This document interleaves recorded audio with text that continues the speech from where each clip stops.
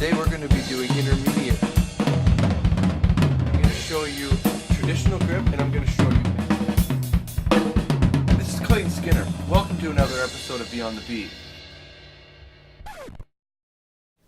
Hello, my name is Clayton Skinner. In this episode of Beyond the Beat, I'm going to teach you how to play a double stroke roll with your feet using the slide technique.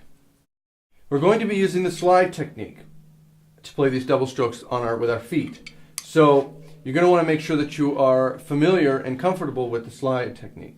If not, you could check out my video on foot techniques and you could brush up on that. You're going to want to make sure that you're comfortable because you not only have to do it with your dominant leg, but you have to do it with your opposite leg as well. You have to be comfortable with both and you have to be strong with both. So I suggest you make sure that you're comfortable at least with the slide technique before you move on. Now there's two ways that we can do this. You can do this with the pulse or the metronome or your ride or hi-hat hand, lining up with the first hit of the double stroke, so being like da da da da da da da da. Or you can line it up with the second hit, da da da da da da da da. The second one, the latter, where you're lining up with the second hit in the bass, second hit of the double, is usually the best way to go about learning these. It allows you to center yourself on the double strokes and rather than just relying on the quick, blah, blah, blah, blah, blah, blah, blah with your feet. It can allow you to do it at a very slow pace so that you're able to really grasp this concept. It also makes the double stroke stand out, so it's win-win.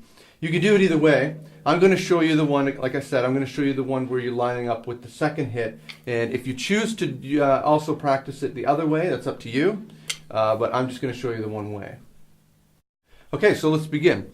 Okay, the first thing that we're going to want to do is you're going to want to make sure that you're comfortable with the slide technique using both feet. Now I would suggest that at first you don't necessarily use your hands at all. Don't worry about keeping the pulse. Just worry about playing 1, 2, 1, 2, or ma, ma, pa, pa with your feet.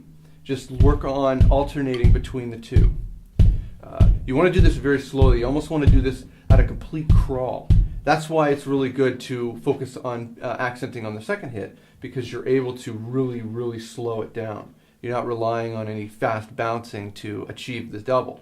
You're just hitting it bum, bum, bum, bum, bum, bum, bum, bum. You also want to really exaggerate the movement like I'm doing here. Really exaggerate. You're doing the slide technique, so you want to make sure you bring your ankle right up and then bring it right back down again. This is important, and you're going to want to make sure that you take this uber slowly.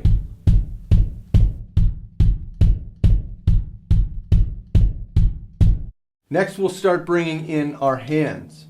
Now, the best thing to do is to just bring in your rhythm hand, your hand that you play on the hi-hat of the ride. Use that hand to line up the second hit in each one. Don't worry about a metronome yet.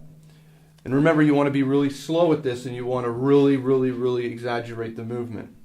So here it is. Here is just a basic pulse with my dominant hand, my rhythm hand. And then you're going to line it up with what you're doing with your feet, the double strokes. Really, really try to play it as loud as you can as well. So then that way you're able to develop the muscles required. And then the faster you go, things will quiet down. It'll all even out. Anyway, yeah.